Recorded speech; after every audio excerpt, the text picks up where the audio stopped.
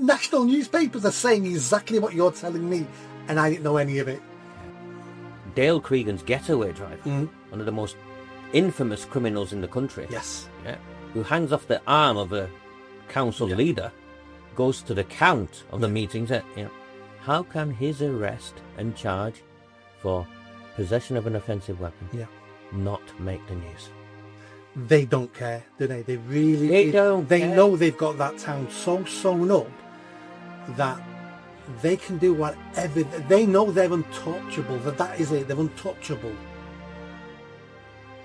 Hi everybody, and welcome back to Nick Talks. This episode's amazing guest is sat right in front of me. Person again, you know Raja, Miah. We just had a conversation nationally, and we're going to have a chat now about his hometown, which is Oldham.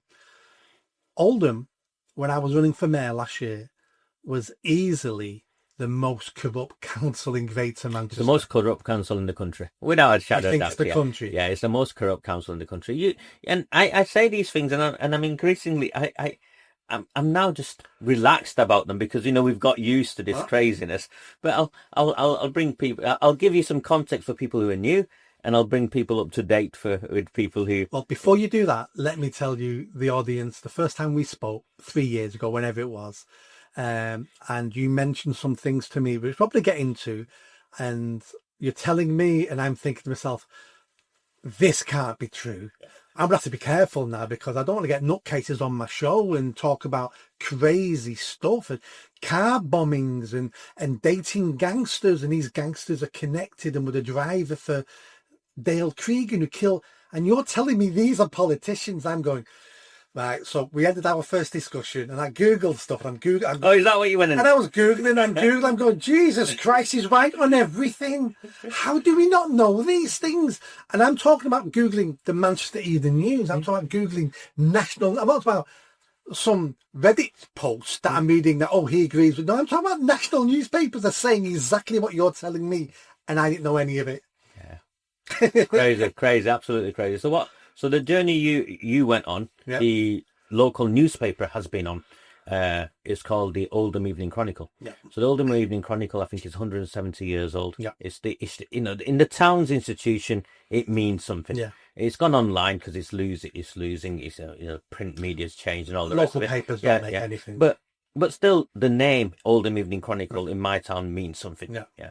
And so much so that when my mother died about 18 months ago now, and we were putting, we go through her sense of belonging. She's got cutouts from the Oldham Evening Chronicle of me when I was younger and stuff, that sort of stuff. It meant, and to a generation of particularly the older people in my town, it meant, and it still produces content online, and people still engage with it, and it's trusted. If it's in the Oldham Evening Chronicle, you can believe it to be true. Is kind of the, the phrase that the town went by. And for a long time, we had an editor, and the editor's opinion would be what I would do or what you would do, which is like critique the decisions of the council and hold up to, scrutiny some of the, what papers should be doing. Yeah.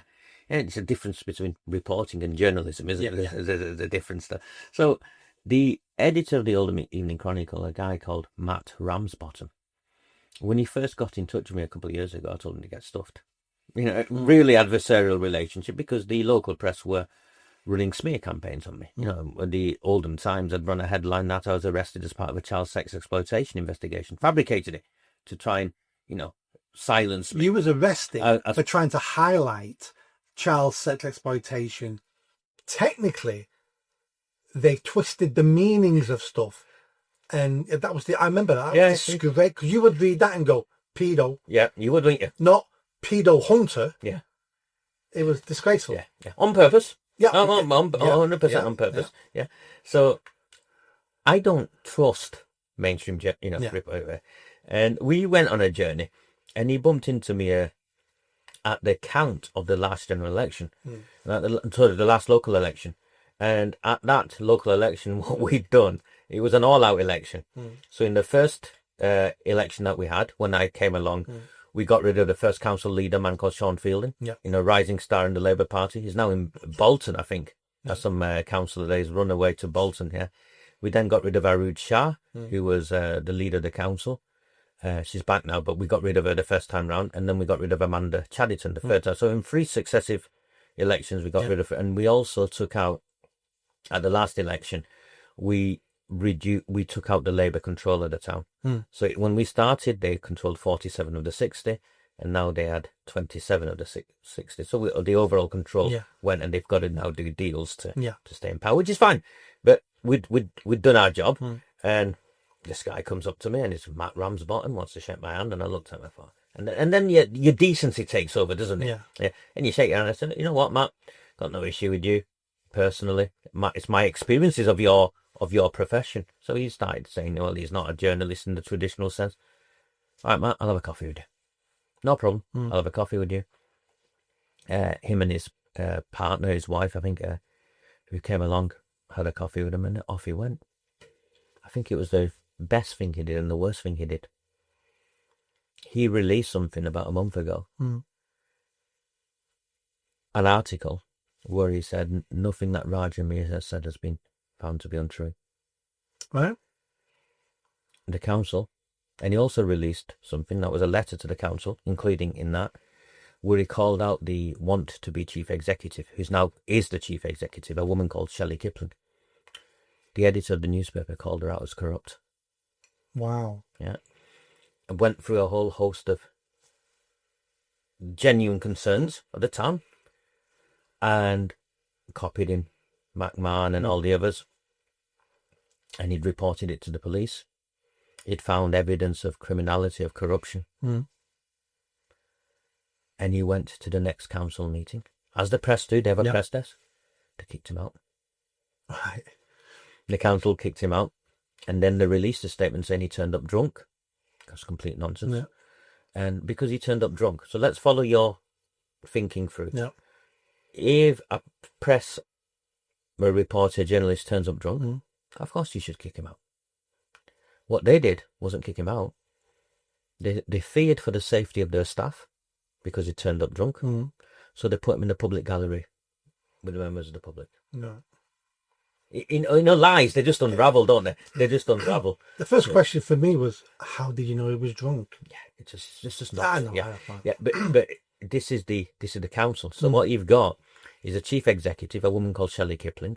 We questioned her appointment because it was dodgy. It was on an interim basis, and she's also played a senior role in the communications team under Jim McMahon at the time of the cover-up of the Grooming Gangs.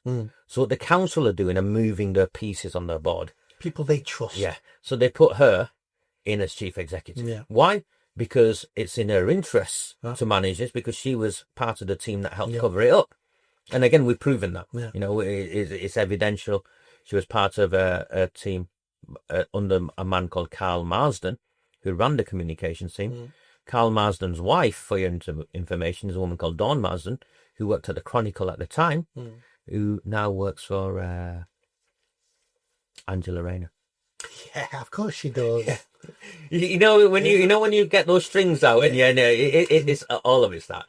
So one of the main stories has got to be how the Oldham Evening Chronicle has gone to war with the council. And the council has reacted in the way it does, and they've sent ASBE letters to him. Last I heard, ASBE letters threatening with legal action. And of course, the man who's threatening with legal action is the interim borough solicitor, not the proper borough solicitor, the interim borough solicitor, a man called Alexander Bogatov, who threatened to sue me, used your money, used taxpayers' money, tens of thousands of taxpayers' money to try and silence me, and failed. And he got promoted to be the interim borough solicitor because the actual borough solicitor quit, and the Taxpayers Alliance, in the spreadsheets they released, I went and looked at the spreadsheets like you do, and he was paid off. I'll let you decide if it's hush money or not, but he was the borough solicitor, previous borough solicitor, Paul Entwistle, who in the end was a decent man, I think. He'd had enough. I sat down and spoke to him like this, and I could see he'd had enough. There was just, his conscience wouldn't allow him to continue doing what he did, and off he went. But they paid him off £250,000. did they call it retirement? Sorry, did they call it redundancy? Anything There's like no that? redundancy. It's not redundant because you've not made the position redundant. Yeah, yes. Yeah, so no, and you can't be the pension because the pension payments, there's a specific payment. It might not be exactly £250,000, but in the region of £250,000 was paid to a man, and I'll bet you my motorbike. Yeah. That there's an NDA. That sounds like to me.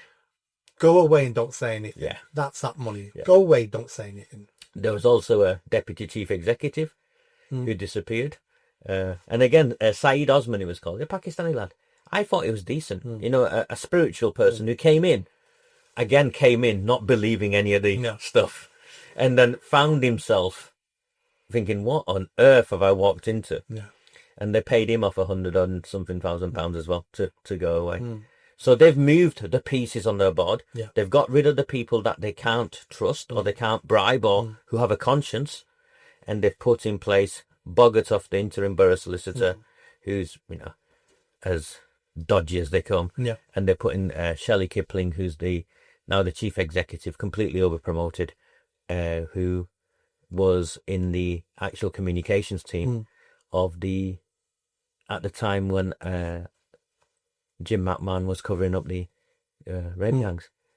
Let's have a quick chat about Abu Shah. So Abu Shah is the leader of the Labour Party and head of the council in Oldham. A few years ago, elected, because she's the elected councillor. A few years ago, you got her de-elected. Basically. Oh, voted out. We got voted out. But then the next year she stood again, got elected in again. So what had happened was when we got her voted out, it was a councillor in Chadderton. And the cartels don't control Chadderton. There's mainly, there's a white working class community in Chadderton. There's a white middle class community in Chadderton. And we're able to go and campaign, raise awareness lawfully. This is who you've been voting for. Yeah. In the same way you went and looked. Are you aware of this woman's gangster associations? Yeah. Is this what you want representing you? And what were those gangster associations? Because I need to get to it because I know people will not believe what you're saying. Absolutely. So people should Google it and read the Manchester Evening News. This is not debatable. Not only is it not debatable, these gangsters, they have been, one's been convicted multiple times in court for attempting to silence me. Yeah. His name is Mohammed Imran Ali. He's known locally as Irish Shimmy. He is a convicted heroin dealer. A violent criminal, spent more of his life in prison than out, and he is most infamous for being the getaway driver for Dale Cregan, the cop killer. Yeah. 2 police officers. Yeah, 2 female police officers that he shot and threw grenades at and killed both of them. And so your people understand this, the links. His grenades were later found in a drain pipe in Glodick, which is the Pakistani area of Oldham that Arud Shah is now a councillor for. Oh, wow. So the gangster from Audenshaw, wherever, his arsenal was found in a drain pipe in Glodick. So those connections, I don't think anyone can dispute. So is Irish Imi Abu Shah's partner? Well, she's ambiguous about it, and I have never pushed that. All I know is that she makes reference to him as her childhood friend. Yeah. Such a childhood friend where they're always together, they're shopping together. Most recently, you got to understand, this is the leader of the council. Protege of Jim McMahon, government minister, close mates with Angela Rayner, deputy prime minister. Yeah. Chair of the National Constitutional Committee of the Labour Party. Andy Burnham's equality lead. Yeah. So let's be clear as to this isn't just some backstreet councillor. This is who this individual is. This is someone who sounds like they're being groomed for bigger things. Yes. I think she wants to roll in the House of Lords because I don't think she'd get elected as an MP. No. Because of her baggage. Because just one group, would prevent her from getting elected. So she most recently was driving around Oldham in the passenger seat of Irish Immy's. Remember, this is a man who's never worked in his life. Yeah. White Bentley. She doesn't care, does no, she? This is the leader of the council. And all of the links, driving around. Stereo blaring. With Irish Immy driving his white Bentley around. These people are. It's not even the shameless. They know they're above the law. So when she got re-elected, when she got re-elected, an official photograph was released. A portrait was released by Irish Image on his social media page. Arud Shah is sat there like some gangsters, sort of, Godfather, all dressed up like this. Next to her is her brother, who is a convicted money launderer, by the way. Right? And wedged behind them is the muscle with arms like this, Irish Image. They released that as a photograph. Yeah. They're hiding nothing. No, they don't. Hiding Well, it gets better. So what they've done since to bring you in to demonstrate the corruption, there is something called the Hive in Oldham. The Hive is a public sector money incubation space. Those sort of the hot desking, but but the council's paid for it. You paid for it. I've paid for it. The public person's paid for it. Spent millions on it. Clearly spent millions on it. They brought in a firm to look after it. That firm didn't tender for the work, basically, one of their mates. And now what these gangsters are doing, they're registering their businesses in effectively the council offices. So Irish Image has registered his business at the Hive. This is a man with outstanding, criminal convictions. Most recent one against me 2 years ago, I think. So, these aren't historical, these are live on his file. The council have allowed him to set up his business in the Hive, in the council offices, in the Spindles. Do you know what his business is? What? He's networking people to business opportunities in the town. How to access grants. Yeah, so he's teaching people how to rip the council off. Well, I'm looking at it, and I was like, he's basically saying these are the opportunities that exist in this town that a business can act. But if you want to access them, you've got to come through me. You've got to come through me. Yeah. And he's got two guys with him. One is this black lad, I think it's called Marvin, who tried to get a boxing license. They refused him because of how dangerous he was. No. So even the national boxing whatever refused him. And the other one is another Pakistani lad who is a boxer, and I think is it Frank Warren, I think, is that the promoter. Yeah. He pulled his fight the morning of the fight or the day before the fight because of irregular betting on the they'd rigged the boxing. Yes, he was going to go down, wasn't he? Yeah. And he's announced a statement. I've been cleared. You type in you go and find the actual page on where the judgment was made. He wasn't cleared. He was found to be guilty of Yeah, and his trainer, it was his uncle, who's been banned or something as a consequence. And I'm like, they make up their own alternate reality. Because they know most people will never check. No, and they don't care. So what we've got is the Spindles has been took over. So we had a councillor in the council chamber stand up and ask a question. And the council admitted there's no checks and balances on who uses that space and who registers their businesses there. So that means the reincarnation of Cyril Smith can come along and set up his outfit in the council chamber, and a bunch of paedophiles can be registered as having their offices in the council chamber. Yeah. If you're saying there's no checks and balances as to who can come and set up a business here, and you're okay with that, then that means, let the sex offenders come and set up shop there. And that sounds like that they'd allow it. Yeah, they don't. But obviously, if they found out, they wouldn't, because at the moment they don't want those checks and balances because of the people they're allowing to register that. To register. Yeah, but if you type it up, Mohammed Imran Ali, go on company's house, and you'll see it. And someone sent me a message. He'd even called the company. I forget what the company name is, linked up or something, or connected. And one of my Pakistani friends messaged me, said, Roger, this is the phrase we use in the gangster fraternity to say this person's got political connections and has got the police in his pocket. So he's called his company by the... I'm laughing because you've got to give the guy, that's some front, isn't it? Yeah. And he's getting away with it because the politicians, they're like this. Yeah. Arud Shah, he's politically protected. Yeah. The last time I used the word politically protected was when I was discussing the film Godfather to someone, how it all worked in the Godfather film, which was fiction. But he's politically protected.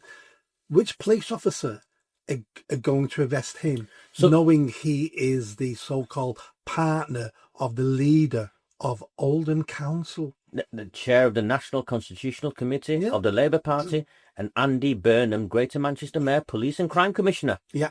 He's equalities leader. Yeah. Who's going to risk the career for that? I'll tell you what happened. Last May before, she got back into power. Boy goes out celebrating, like he does.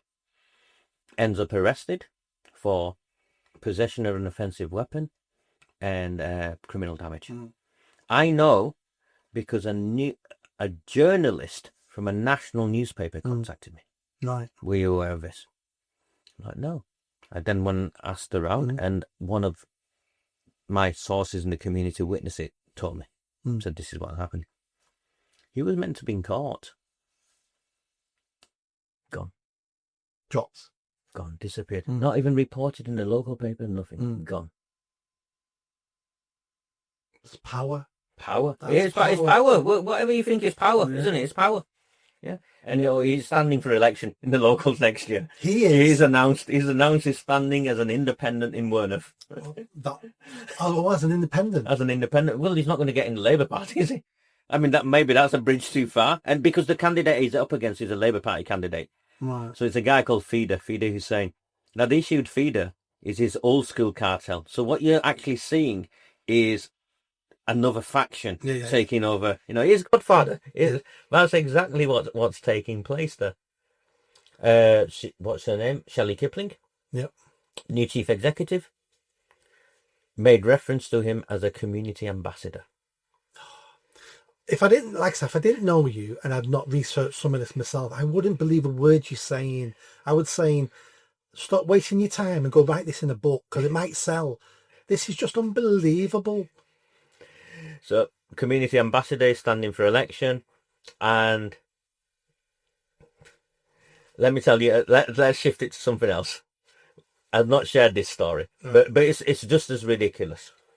So in Oldham, we've got parishes. There are a couple of parishes. So the saddle of the leafy bits by the parish. So you got a town council, haven't you? Our parish council as well. That sits underneath. It's basically a glorified local village forum of some form. Yeah.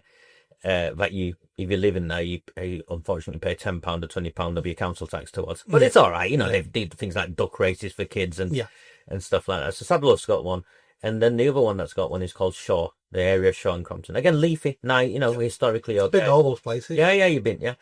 So Shaw and Crompton, the parish council was took over by Mark Hinds, Councillor Mark Hinds, then independent, and his faction took it over. He's now in bed with Arud Shah, even though he wrote to me, giving me assurances they would not prop up Labour. I'm sorry, mate. You know something? I've got to say this. I've got to look in the cameras. What's wrong with some of you white people? You're so cheap. Absolutely cheap. You get bought out like that. You become a councillor, independent. You promise all these, to stand, and then you're bought out off the promise of you can have a little community centre, or you can have the role of head of planning, and you'll get an extra £5,000 on your allowance or something. You guys are crazy. You should go and hang out in some of the Asian areas, and you'll see how much they're milking them for, and then you'll have an understanding of where to pitch yourself. Absolutely. Let me tell you what Mark would say if he was here now. So Mark would say, we did do a deal with him because it was in my manifesto that if elected, we would force the Labour Council to ask government for a local inquiry into the grooming gangs. So we joined with Labour after the election, and we forced the council to ask for that. Now, asking for it doesn't necessarily mean it leads to it, because they're not getting it. Well, where it doesn't stack up straight away, is he didn't need Labour's vote to get that through, because we'd got the numbers. Yes. he didn't need to join her and the week before he put it in writing. But I'll give you what's happened there. Yeah. So they came over and they want a town council. Yeah. So they changed this, whatever it was, parish council to a town council. They reckon they get more powers, whatnot. And they brought back the role of town crier. Right. Brought this guy in, town crier. Wears the outfit, bell, all of that. They had a meeting about a month ago of the parish council or the town council, and the town crier resigned before it could go any further. kept all out of the press. I've got the text messages. You know, by now I'm not in the business of making things up, and in Oldham you don't have to make things up. It seems he was behaving inappropriately with children. Right. And one of the phrases he was when he was trying to lure children to be towards him. Would you like to come and ring my bell? The police know. I've seen, you know, and it got worse than that. You know, that's just, you know. Yeah, I mean, that one you can explain away as in. No, but it got worse than that. Right, it got much worse. And the police know.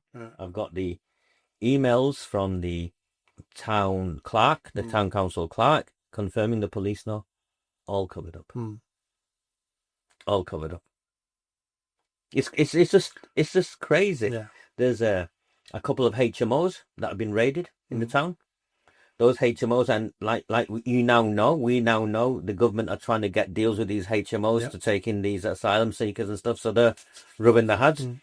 HMOs are good business for councillors in my town, particularly, you know, and they do very well out of them. So they've all, you know, a number of them have got a side hustle of HMOs. It's an easy way to make money. You get a 3-bedroomed house, you could rent it out for let's say £500, £600, £700, or you turn it into a HMO, you hire it to 3 or 4 different people, and suddenly you're clearing 1,500. You're double, tripling what you could earn. Well, my Asian brethren take it a bit further than that. So it's not just the money.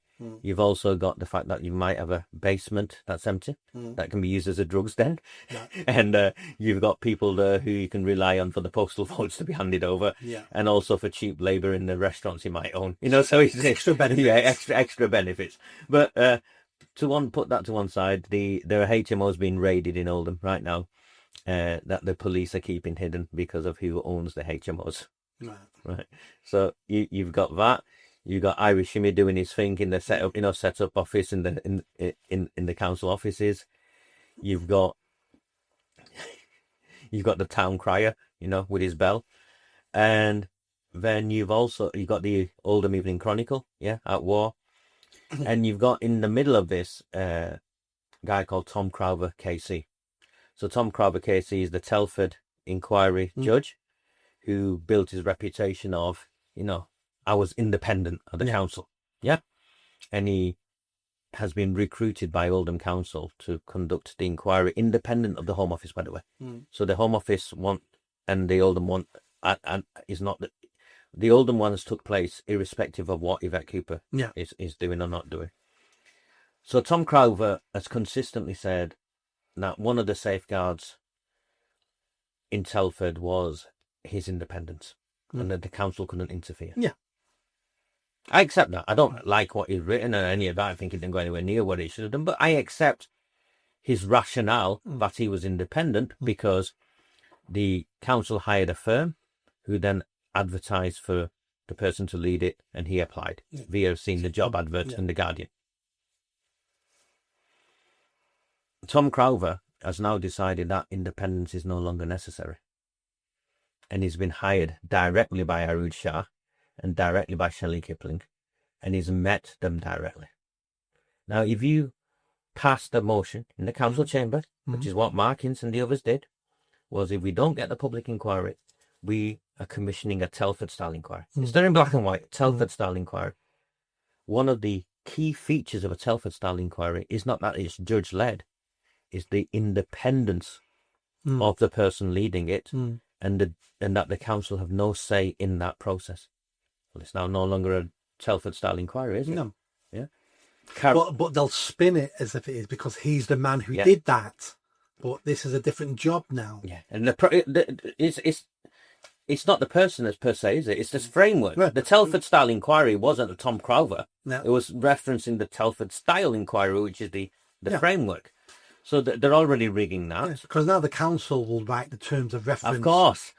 And the council have hired the solicitor. They'll hire the solicitors who will contact the survivors.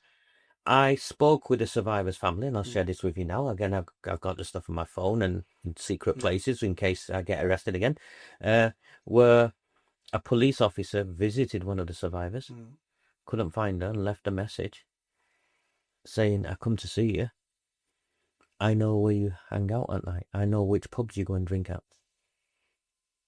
What? Speak to me or else, essentially. Yeah. I know who you are. It's outrageous behaviour. That's threatening behaviour. It's outrageous behaviour. So there are a number of key survivors in this who have not worked with the council because they don't trust the council, and who blames them? And the police are now have been sent out to try and like pick them off by one. Burnham knows. Won't do anything. For people who are saying, so let me play devil's advocate, not devil's advocate, let me put a scenario here now of why this could be happening like this. Because people will be saying to themselves, the police wouldn't be covering stuff up like that. The police wouldn't do those things. So how I look at this is the number one person in charge of the police in Greater Manchester is Andy Burnham. It's Andy Burnham. He's the police crime commissioner. Yes. So he's in charge of the police. The chief constable answers to Andy Burnham. And you can sack him. He sacked him, basically got rid of the last one, didn't he? Yeah. The chief constable is the only person Andy Burnham can sack. So if as chief constable, you know who your boss is. It's the man who can sack you. So we've got trouble going on in Oldham. Labour councillors, Labour leader of the council, could easily phone up Andy Burnham and say, Andy, you know we're in trouble. You know Labour's in trouble. Have you seen the polls? Andy, we know you want to be Prime Minister at some point. You can't be Prime Minister of a dead party.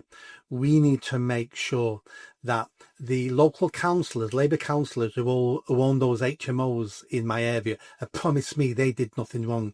The person managing them may have done certain things wrong, so we need to hit their names out of it. Andy Burnham going, that sort of makes sense. Yeah. Andy Burnham, this is happening, but it's going to damage a Labour Party brand in Oldham across the country. You can see how Andy Burnham is not necessarily going, let's break the law, because I'm sure he's too clever to say, let's break the law. But you can see how he can be influenced by people he trusts, who's a council leader who runs one of his so-called themes, which is equality. So tell me, on that basis, I agree with you, which is why.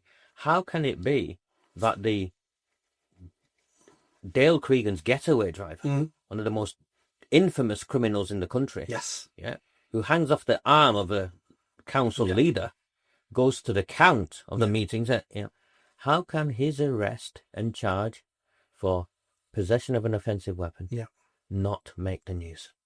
Where was the police's press release? Mate, they arrested me before I was out. Well, they released your press release before they arrested you. It was coordinated. It was done beforehand. No, that needs coordination. The press, I mean, let's say Andy Burnham wasn't involved in that. So let's talk about the police themselves. The police are obviously run by people. People are flawed. People are always trying to predict what their bosses want and don't want. You can imagine a time in the police press office going, we see how all this is connected and we don't want the Labour Party brand to be damaged because we've got a Labour mayor who's the boss of our chief constable. I don't want a phone call tomorrow from our chief constable on why the hell did you do a statement on that? Or we release a statement when he's charged or he gets to court. So how much of this is a coincidence?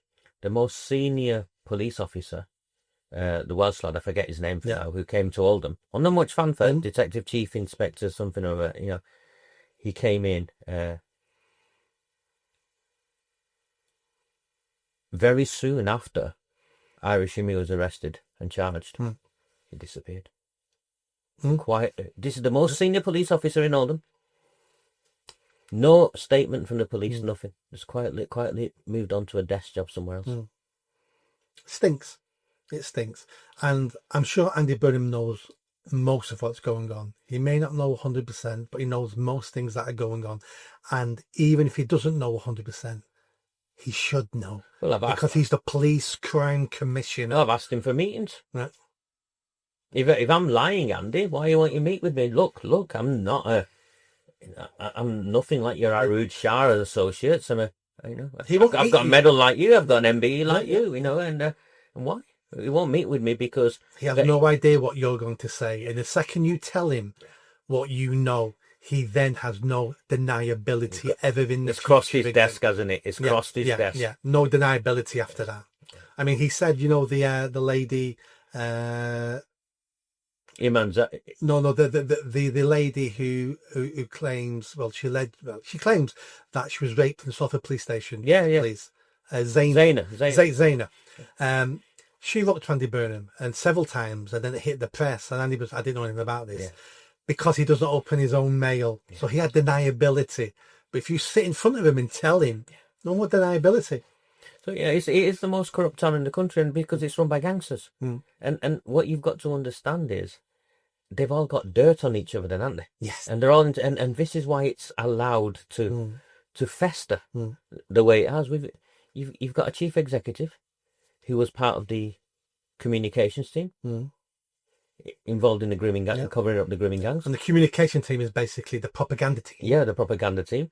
You've got a leader of the council who openly hangs off the arm of a convicted heroin dealer. The other guy, one of our other generals, of course, is the guy called Zia Hussein, who your viewers may not know. Type in the name Zia Hussein, Z-I-A, Hussein, H-E-S-S-A-I-N. You'll find the Manchester Evening News reported about it. He kidnapped and tortured a young man. Kidnapped them, tortured them, battered them, made them, there were two young men, I think, made them perform sex acts on each other, filmed it, and then used a broomstick and inserted a broomstick inside these young men. When the police arrived, they found blood splattered all over the walls. This man was convicted, charged and convicted for these crimes. The next time I see him, he's with Arud Shah with a Red Labour Party rosette partying together. He's photoed next to her. With a Red Labour Party rosette partying with it. And this is a man who kidnapped and tortured and sexually abused young people. They don't care, do they? They really don't. They know they've got that town so sewn up that they can do whatever. They know they're untouchable. That is it. They're untouchable. So this is where it gets funny. Well, funny is the wrong phrase, but it's a dark comedy. You've got a guy called Councillor Cameron Gaffar. He leads a group called the Oldham Group. Yeah. So he's created a group called the Oldham Group. They're essentially Pakistani sectarians. Yeah. They got in off the Gaza. Yeah. Yeah. So Cameron and the independents who have now sort of formed. The Pakistani independents who have formed. Yeah. Or the Muslim independents, and their leaders were in the Conservative Party. They got kicked out of the Conservative Party for anti-Semitism. I've seen it, black and white anti-Semitism. They got kicked out. Well, one's response to the party investigation against him was, well, if I knew the Conservatives' values were this, I would never have joined in the first place. At least that's honesty. If I believed you cared about Jewish people having the same rights as the rest of us, I would never have joined you in the first place. So they've now called themselves the Oldham Group, and it's basically one cartel fighting another cartel, and they're vying for power, so they need numbers. Do you know who the first person is they've got to join them? No. Not belonging to them.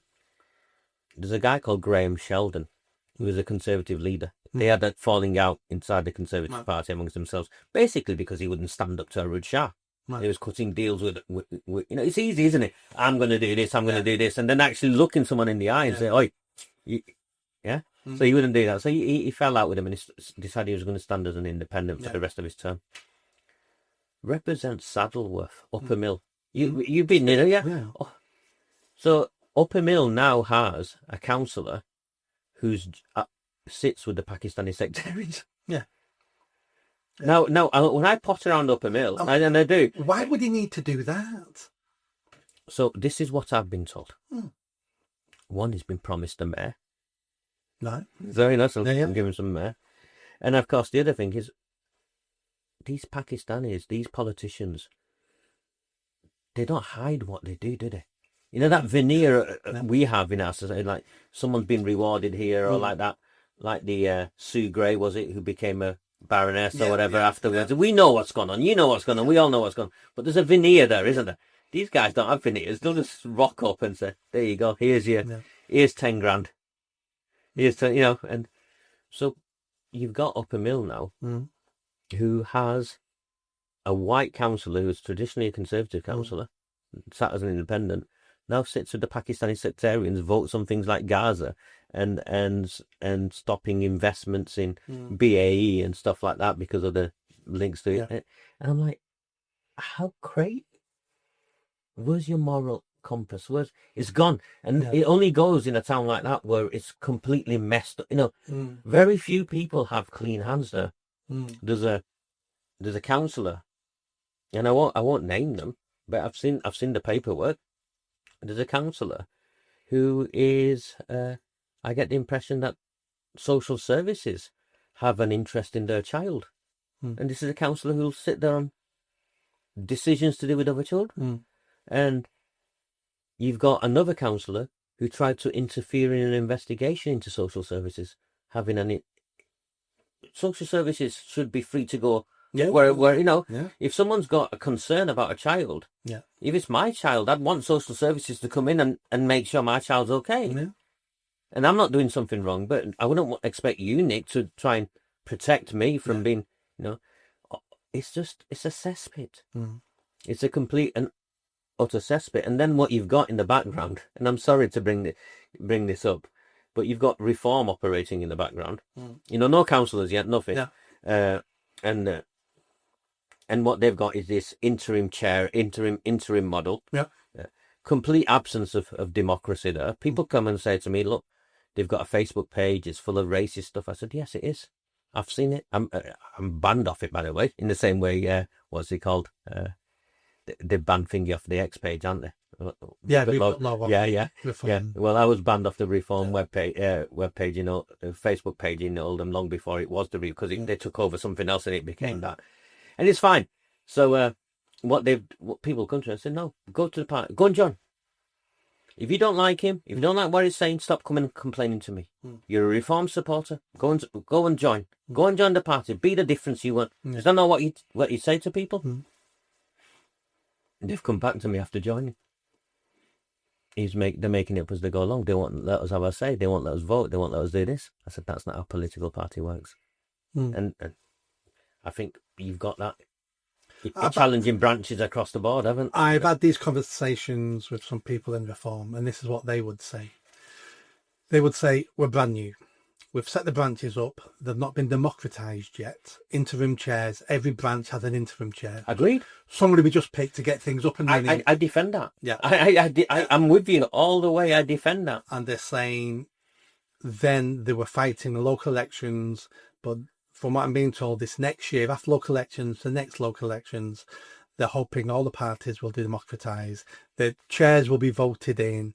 But again, it's easy to say, we'll do these things. Will these things be done? We have to wait and see. And I say to people, because the Reform presence in Oldham, and the reason I bring it up is because the mainstream parties have all failed us. In that space, the Lib Dems are involved in the cover up of the child rape. The Labour's infested with gangsters.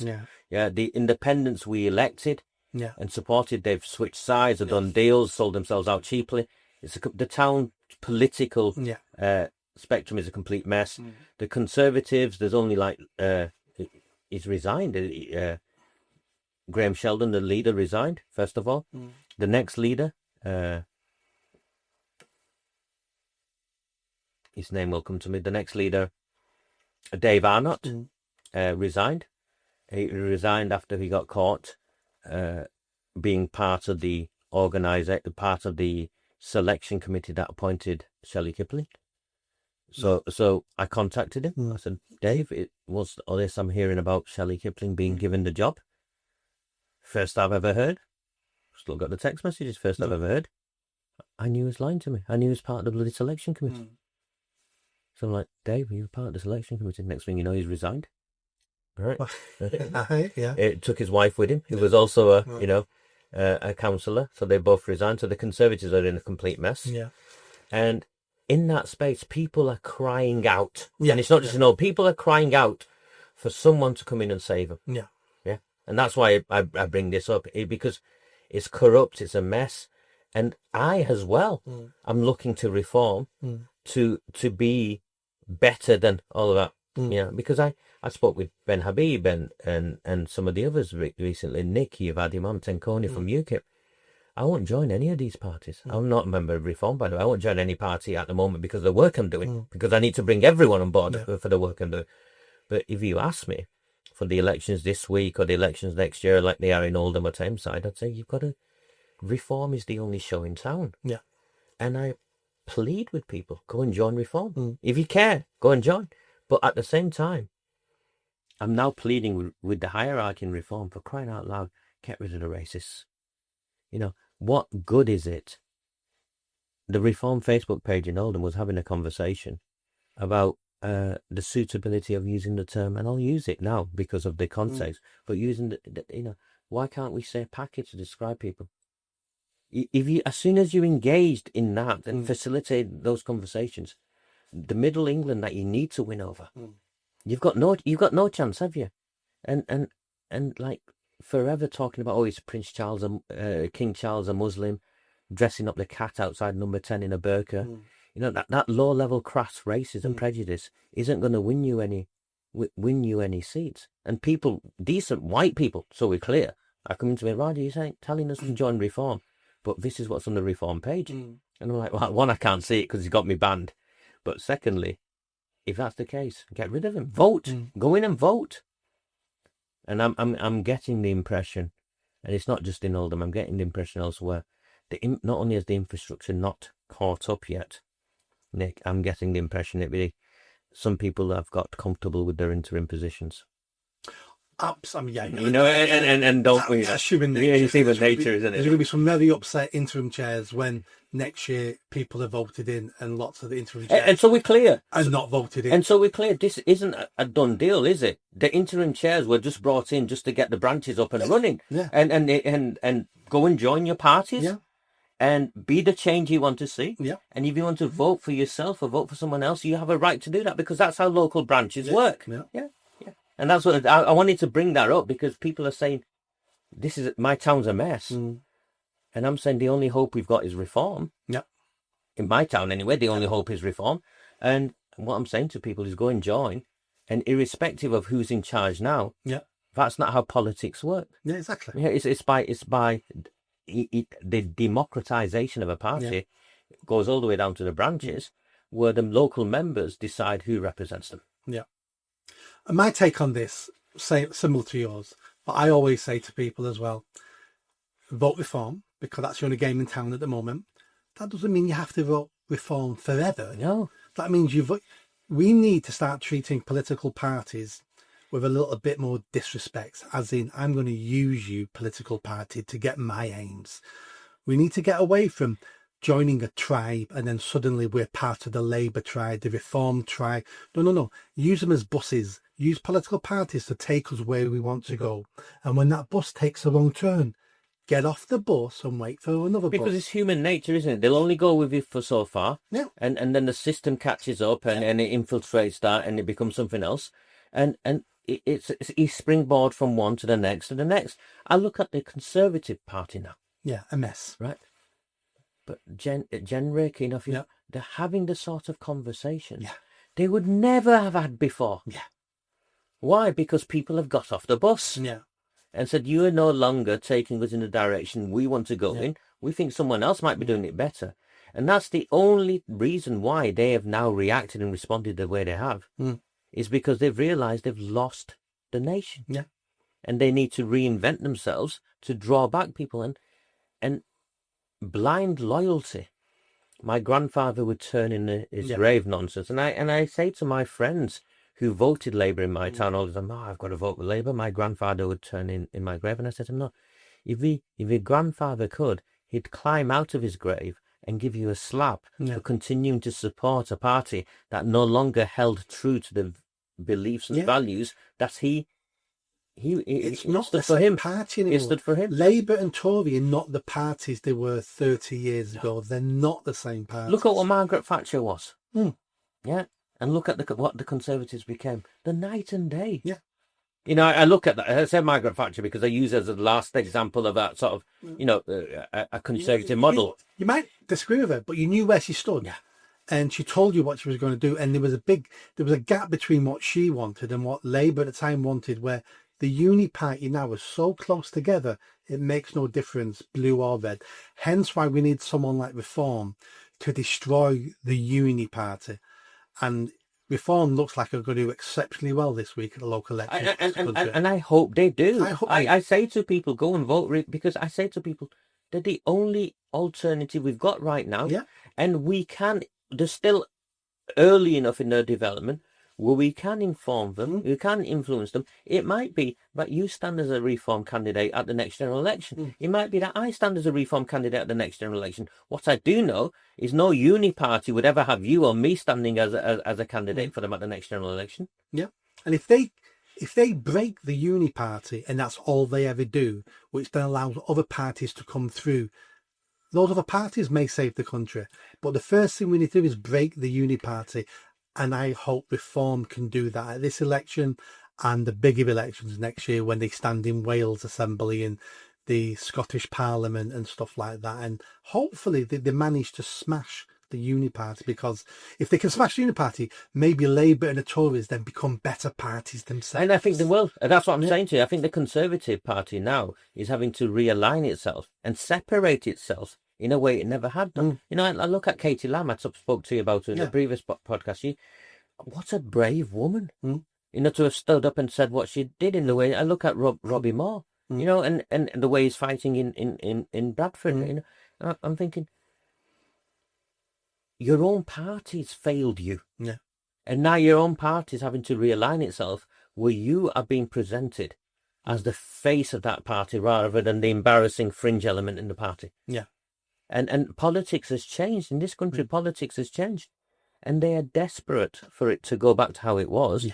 And I say to people, look, Reform aren't perfect. Farage isn't perfect. Rupert Lowe, you know, the argument between them in public, it embarrasses me.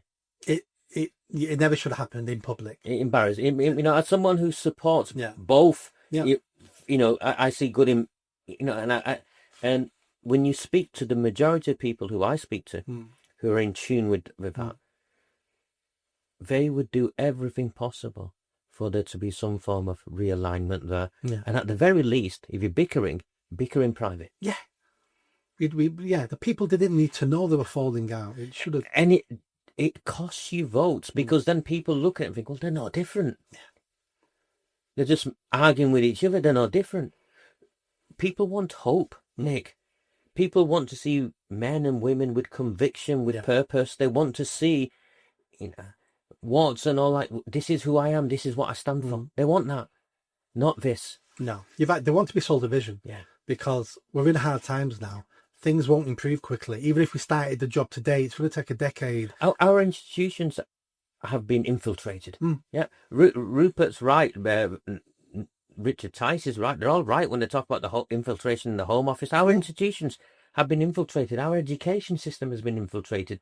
The views and opinions we have that are mirrored and echoed across this country would not be taught to our children in our schools, because there is an establishment that consider us to be extremists. You know why? Because we know we don't need a court to tell us the difference between a man and a woman. It's crazy. It is. And we need hope. We need hope. And even though Boris Johnson didn't deliver any of it, he won his 2019 election because he sold us a vision. He positioned himself as the new Churchill, and I believed him foolishly because he turned out he was a liar and a fool. Look at the Red Wall. Yeah, the Red Wall fell. We had Conservatives elected in the northeast. Yeah, you know, forget it, and I want this country. Forget the political party, but this country's political system needs reform. And if we don't get reform, it will take us to a place of where, and this is what coming full circle to the world I operate in, where you will see more and more parts of this country sold, exchanged, handed over to people I consider to be either sectarians at best or Islamists at worst. Yeah. And then with that comes mass violence. Yeah. Because I don't know if you can, but the last couple of years, I'm sensing more and more unhappiness. Not just unhappiness with the system, but I've got sensible people who I speak to who are becoming more and more radicalized in their language, and it's filtering towards violence. What makes you or me think our country is any better than anywhere else? You know, because this is what happens when our political system fails its people. The people react in a predictable way. Yeah. And and that is violence. In the end, that is violence. Fighting for your tribe. Yeah. And we're humans then, and we're designed to do this, fight for our tribe. And unless we've got an overarching narrative, an overarching story, an overarching community that brings us all together. So it doesn't matter that you're Hindu, you're Muslim, you're Christian, you're an atheist, and they're all private matters. It should be private matters. Well, faith is always, for me, faith has always been private. It should never have a space in the public sphere in that way, you know? Yeah. You know, my religious beliefs should not determine whether or not something is taught in a school, you know? We have laws, don't we? Yeah. There are certain laws and those laws are to make sure we all get along. Yeah. And we're not getting along anymore now because that social fabric's gone. Those societal norms have gone. So we're living in miniaturized areas, ghettos, where we have basically our own laws, our own traditions, our own ways of doing things. And then you have nothing in common with the one next door. So therefore, human nature then tells us you start perceiving those people as the other. Yeah. And when times get bad, you turn on the other first. And that's what I mean. What makes us think we're any better? Because this is, you know, what you're describing has happened. Yeah. I've seen it many times in Africa. Yeah. Yeah. And then there's mass murder. Yeah. And even closer to home, let's look at Yugoslavia in the 90s. Yeah. That was only 30 years ago, and white Europeans were slaughtering each other and doing the most horrendous things to each other. Nazi Germany, it's in us if we're pushed that way.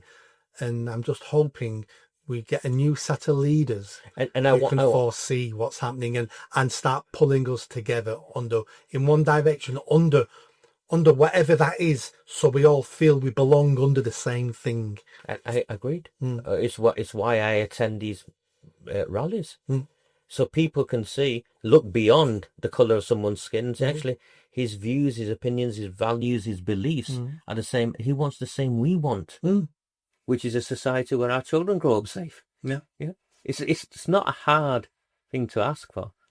It's not. And then we've got to be careful of dark-hearted people who use this division for their own personal gains, because it's easy to whip people up. And you see it, I see it, I know, I see it. And for me, then, my responsibility then is to double down and be in those spaces even more. It's not to shy away, and it's going back to that reform issue. It's like, go and join. And if you hear something you don't like, don't run away. Try and change what takes place first, because this is a new party, and it will make mistakes, and it will continue to make mistakes. Because the only way they don't make mistakes is by doing nothing. Yeah, and making mistakes isn't a bad thing, because at least it means they're trying to, do something here. And I think they'll do well. Is it Thursday, Friday? Thursday? Yeah, we'll find out Friday, but the election is this Thursday. I think they'll take the parliamentary seat. In Runcorn. Yeah, and that's a safe Labour seat. It's a massively safe Labour seat. 15,000 majority at the last general election. I think they'll do exceptionally well. And that then will have a knock-on effect for the next year for Labour and the Tories. They will look at that and go, we're in big trouble, boys. What are we going to do to quell this growing thing we call Reform UK? Well, Labour can't do it. Maybe the Conservatives who are increasing a bit. Well, Labour could end up losing their Prime Minister this year because of it. Kenny Badenoch could be gone this year because of it, because both of them underperform. She's a teacher, isn't she? She's like a lecturer. She's not a leader. There's a difference between a lecturer and a leader. And for me, she's damaged by being in the last government. Yeah. Everything she says, my first reaction is, well, you were there. Well, why didn't you do it in 14 years? You were there. We're going to do well, why didn't you do it in 14 years? So I think she's an interim leader until they find someone better. Keir Starmer, the knives are out for him because everyone knows they're going to lose their seats. Everybody wants to be Prime Minister. Will Andy Burnham make his move this year? Was he going to go and stand? I thought he was going to move. He'd have gone for the Runcorn seat. I've said this many times now, but it's only a rumour. My understanding is he's done a deal with Graham Stringer in North Manchester, Okay. who wants to retire. He's wanted to retire for 2 years now, and he's doing a favour for Andy Burnham and hanging on until Andy Burnham's ready to make his move, and then he'll resign and Andy Burnham will contest that seat. Well, so have they got rid of the all woman shortlist? I have no idea. Oh, because the thing with Labour was they were all women shortlists unless someone died in, and then it meant men could stand.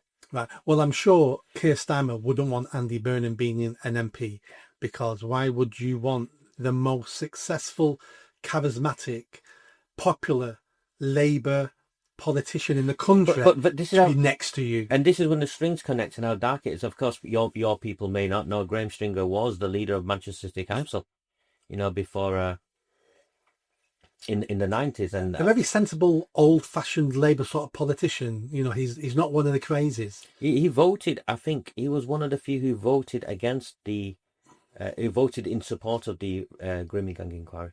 Right? I don't get on with him, but I saw that and I thought fair dues to the guy. He voted for Brexit as well. Yeah. He voted for an inquiry. I'm pretty sure if you go and have a look, he was one of the ones who voted for an inquiry. Yeah. We'll see what happens after the elections, and let's have a chat in a couple of weeks. Yeah, we'll have a chat when the elections are done, and we'll see where. Yeah, up and down. I mean, it's a day out for me. It's a change of scenery. Yeah, absolutely. Excellent. Thanks for having me. Cheers, Roger. Thank you. you.